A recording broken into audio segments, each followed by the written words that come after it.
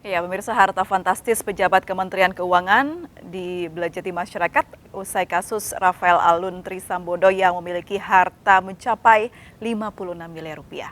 Tidak hanya Rafael yang sebelumnya menjabat Kepala Bagian Umum Kantor Pajak Jakarta Selatan II, Eko Darmanto, Kepala Kantor Bea Cukai Yogyakarta yang sudah dinonaktifkan juga menjadi sorotan karena memamerkan gaya hidup glamor. Lalu apakah respon yang cepat dari Kemenku dan mencopot pejabat bermasalah ini bisa menyelesaikan masalah? Untuk membincangkan hal ini atau berbincang mengenai hal ini sudah bergabung bersama kami Manajer Riset Seknas Forum Indonesia untuk Transparansi Anggaran, Bapak Badiul Hadi. Selamat sore Pak Badiul Hadi. Selamat sore Mbak April. Baik, Pak Badiul, menurut Anda apakah langkah Kemenkeu mencopot pejabat yang bermasalah ini efektif Pak dan bisa menimbulkan efek jerah? Ya, kalau bicara soal efektivitas, saya kira memang pertama kita perlu apresiasi ya langkah yang sudah diambil Kemenkeu merespon kritikan masyarakat yang sedemikian santer terhadap para pejabat dan kemudian mencopot para pejabat yang terlibat secara langsung di dalam beberapa kasus termasuk dalam posisi ini RAT dan juga Kepala Bea Cukai Yogyakarta. Nah, terkait dengan efek jerah saya kira ini masih perlu pembuktian selanjutnya Mbak April ya, karena kita juga selama ini juga melihat kasus-kasus yang sama juga tidak bisa dipastikan memberi efek jerah ya kepada para pihak selain yang bersangkutan. Baik, lalu langkah apa lagi yang perlu dilakukan Kemenkeu dan pihak-pihak lainnya Pak terkait tentang untuk tidak ada lagi kejadian seperti ini? Ya, saya kira poin yang paling penting adalah bagaimana kemudian kasus Kemenkeu dan stakeholder yang lainnya termasuk dengan KPK kemudian aparat penegak hukum yang lainnya itu tidak hanya bergerak kasus baik kasus ya, tetapi memang kemudian mengupayakan secara sistematis merespon semua persoalan ini secara lebih umum. Misalnya KPK bekerja sama dengan PPATK menelisik ya kembali harta kekayaan yang sudah dilaporkan oleh pejabat negara, penyelenggara negara itu, dan kemudian betul-betul dilakukan pengawasan secara baik kan ya gitu. Karena kita tahu kalau selama ini memang prosesnya kan spasial ya,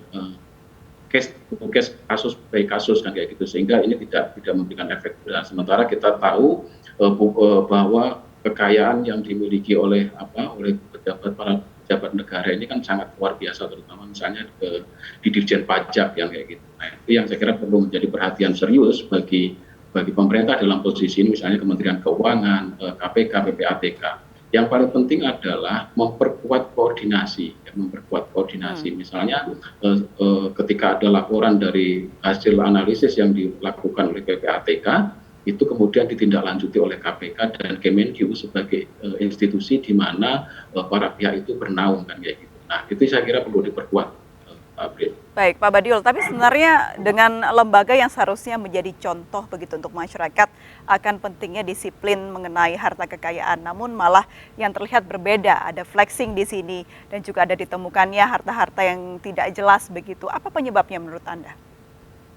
Ya, saya kira ini memang menjadi persoalan serius ya ketika kemudian pejabat ya sudah flexing ya sebagai pribadi maupun anggota keluarganya. Nah, ini berarti ada persoalan tentang etik ya yang tidak tuntas dilakukan oleh para pejabat dan disampaikan kepada keluarganya, sehingga kemudian ini dilanggar di ruang publik kan kayak gitu, di mana seyogyanya para pejabat ini menjadi contoh bagi masyarakat, tetapi pada kenyataannya justru berbalik, mereka memberikan contoh-contoh yang tidak baik itu. Nah, ini Pak Badiul, apakah ini artinya lembaga-lembaga tersebut tidak memiliki sistem yang baik atau sistem pengawasan yang baik, akhirnya terjadi kecolongan seperti itu? Ya, saya kira ini menjadi catatan serius ya Pak. Misalnya kan kalau kita lihat ya, informasinya kan PPATK ini sudah menyampaikan laporan ini kan sejak tahun 2013 misalnya. Tetapi tidak ada respon sama sekali, termasuk dari KPK sendiri, dari Kemenkeu sendiri kan kayak gitu, sehingga ini seolah-olah menjadi bola salju yang kemudian semakin besar akhirnya meledak, dan inilah momentum yang saat ini terjadi itu menunjukkan bahwa ada ketidaktegasan yang dilakukan oleh para pihak yang ada di dalam, dan lemahnya sistem pengawasan di internal kementerian dan lembaga yang ada kan gitu. Kalau sistem pengawasannya itu baik, saya kira ini tidak akan terjadi situasi seperti ini. Baik, Pak Badiul, penyebab dari banyaknya harta yang dimiliki oleh lembaga-lembaga seperti pajak dan di Kementerian Keuangan khususnya, ini apakah karena rangkap jabatan yang seringkali terjadi? Bisa dikatakan seperti itu, Pak?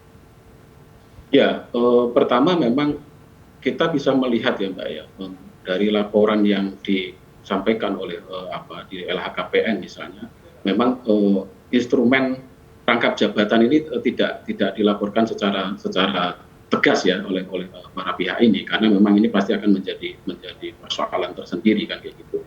Tetapi saya kira ini juga memicu ya kenaikan kekayaan juga yang dimiliki oleh para pejabat kita, terutama misalnya ada 39 pejabat di Dirjen Pajak ya, eselon 1 dan eselon 2 yang kemudian rangkap jabatan, dan ini pasti juga berdampak terhadap kekayaan mereka.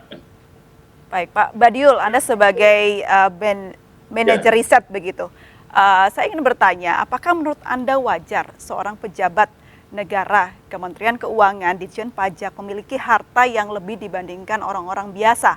Karena kalau kita lihat lagi ke belakang, jika kasus ini tidak mencuat, ya bisa jadi mungkin tidak terkuak adanya pejabat keuangan, Kementerian Keuangan yang memiliki gaji fantastis atau harta yang fantastis.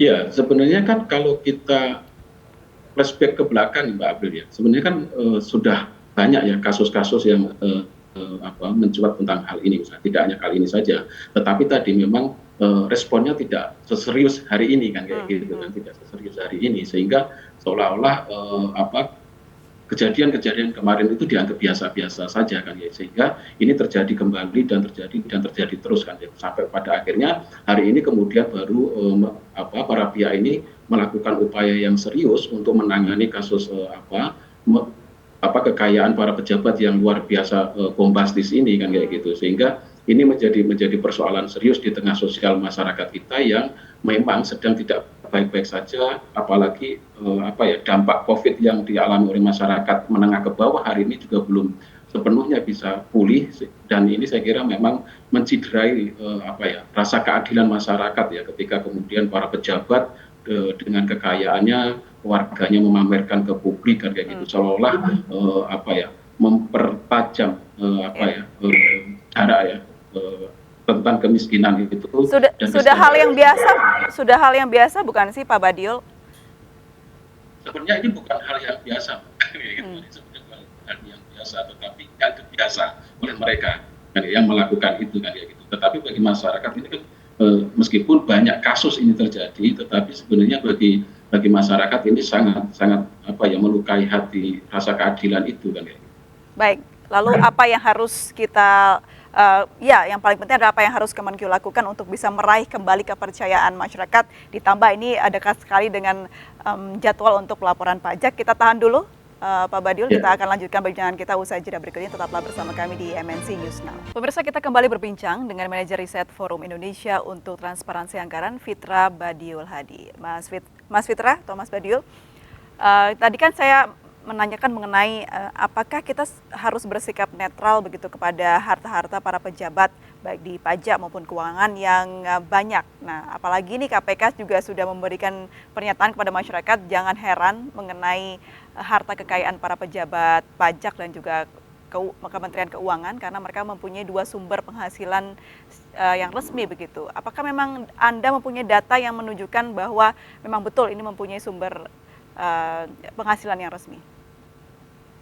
Ya, kalau kita lihat misalnya Mbak ya, data hasil risetnya Fitra yang terbaru misalnya, kan memang tadi saya sampaikan ada 39 pejabat yang ada di Direktorat Pajak itu yang memang memiliki rangkap jabatan, pertama eselon 1 dan eselon 2, dan saya kira ini memang memiliki dua sumber kekayaan. Tetapi sekali lagi meskipun itu benar adanya, tetapi kan ini menjadi pertanyaan publik kan. Kenapa mesti harus rangkap jabatan kan gitu. Sementara kita tahu, publik tahu ketika anggaran gaji atau pendapatan yang diperoleh oleh para pejabat di Dirjen Pajak ini sangat luar biasa sekali kan. Nah itu ya selama ini dari Dirjen Pajak aja sudah luar biasa gaji atau penghasilan yang didapatkan. Kok ini masih kurang dan kemudian rangkap jabatan. Nah, itu yang saya kira menjadi pertanyaan publik hari ini. Bukan persoalan ini bersumber dari hal yang dibolehkan ataukah tidak, tetapi kan ini kan soal etik ya, soal etika, soal moralitas kita sebagai pejabat. Apakah memang harus begitu kan kayak gitu? Tapi besaran gaji para pejabat ini apakah memang sudah diatur dalam undang-undang dan ada alasannya tidak sih Mas Badiul kenapa kok besar sekali jumlahnya? Ya, kalau kita lihat memang Mbak, di peraturan presiden itu kan memang disebutkan ya bahwa ada nominal-nominal tertentu kan ya gitu kan yang didapatkan oleh pejabat di Dirjen Pajak ini misalnya gitu. Kalau misalnya serapan anggaran penghasilan negara dari sektor pajak itu mencapai Baik Mas Badiul, karena waktu kita yang terbatas, terima kasih banyak sudah bergabung bersama kami. Kita lanjutkan kembali diskusi lain waktu. Selamat sore Mas Badiul. Siap.